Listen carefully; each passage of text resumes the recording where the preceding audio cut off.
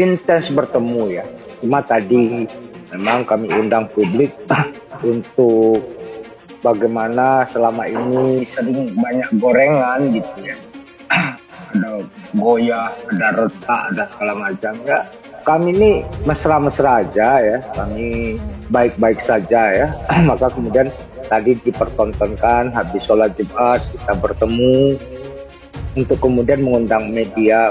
Kami tadi mengupdate beberapa perjalanan Mas Anies ya ke Solo, ke Jogja, dan kemudian bagaimana habisnya perjalanan Mas Anies safari yang dilakukan saat bersilaturahmi dengan banyak orang. Okay. Nah, di dalam tim kecil kami memang sudah menyelesaikan beberapa agenda ya, tentang kriteria wapres, tentang bagaimana mekanisme pengusulannya, termasuk deklarasi kapan akan dilakukan juga kami bahas. Tapi tentu tidak semua rencana bisa kami publis ke publik. Artinya ada kesepahaman bahasan yang diambil pada saat jamuan makan siang tadi, Mas Willy? Ya, kalau sepaham sudah lama kan. Beberapa kesepakatan sudah ada di kantong. Tapi kan kita tinggal mencari momentum yang pas lah untuk kita sampaikan kepada publik. Dan tentu politik tidak terlepas dari elemen of surprise, Fitri. Jadi itu kami menghitung betul momentum. Kami juga memaksimalkan komunikasi juga banyak. Ada juga teman-teman dari partai lain yang berkomunikasi dengan kami ya. Tapi 3 partai ini menjadi modal pokok, modal dasar dari koalisi perubahan untuk pengusungan Mas Anies Baswedan. 2 partai ini bergabung tidak cukup untuk bisa mengajukan calon sendiri, bergantung oleh salah satu dari 7 partai pendukung koalisi. Nah, di antaranya juga Nasdem. Nah, jadi Nasdem menjadi sangat menentukan. Mengapa tadi saya sebut jadi atau tidaknya Anies Baswedan maju itu sangat tergantung oleh Nasdem.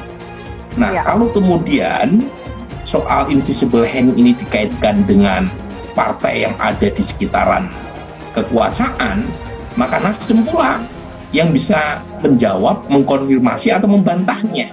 Karena otoritas untuk proses penentuan siapa capres-cawapres ada di partai politik. Jadi kita nggak bisa kemudian melemparkan kesalahan kepada invisible hand tadi, karena ujungnya adalah partai yang menentukan kedaulatan siapa capres-cawapres mereka. Obrolan rahasia di balik pertemuan Anies dan Koalisi Perubahan di Bali.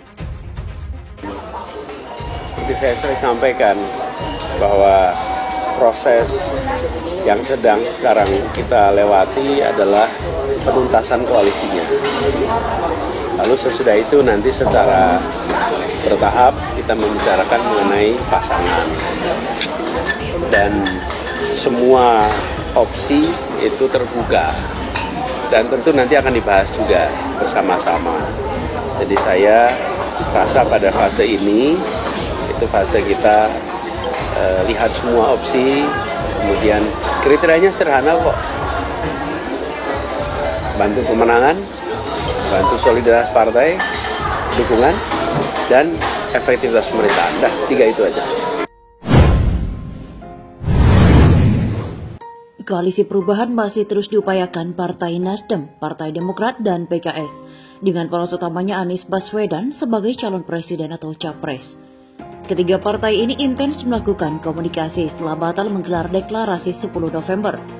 Terbaru, para pengurus tingkat daerah Koalisi Perubahan menggelar pertemuan dengan Anies di Bali. Pertemuan ini terungkap lewat pernyataan Ketua DPP Nasdem Willy Aditya saat menjawab pertanyaan. Willy mulanya menyampaikan progres komunikasi di antara ketiga parpol pro Anies. Sejauh ini kami tim Koalisi Perubahan masih sangat intens berkomunikasi dengan masih menjalankan beberapa agenda bersama, kata Willy kepada wartawan pada hari Senin. Willy kemudian mengatakan, pengurus dari ketiga parpol menggelar pertemuan dengan Anies Baswedan di Bali. Willy menyebut suasana di internal calon koalisi pro Anies ini semakin mesra. Salah satunya kemarin pengurus ketiga partai bersama Mas Anies di Bali. Suasana semakin mesra, kita tunggu saja tanggal mainnya. Insya Allah tidak akan mengecewakan aspirasi perubahan yang berdenyut di dadi rakyat, katanya.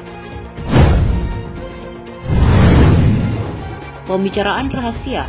Willy menuturkan pertemuan itu melibatkan seluruh pengurus DPW dari ketiga partai. Dia menegaskan pembicaraan itu bersifat rahasia semua pengurus DPW Nasdem, PD, dan PKS se-Bali konsolidasi dan silaturahim pembicaraan rahasia. Katanya, apa tujuannya?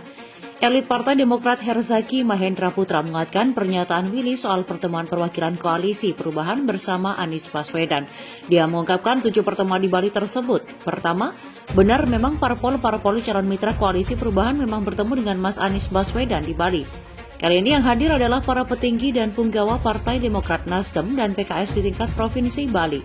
Pertemuan ini berlangsung di salah satu hotel di kawasan Nusa Dua Minggu 13 November 2022 pukul 16.30 waktu Indonesia Tengah, kata Herzaki kepada wartawan.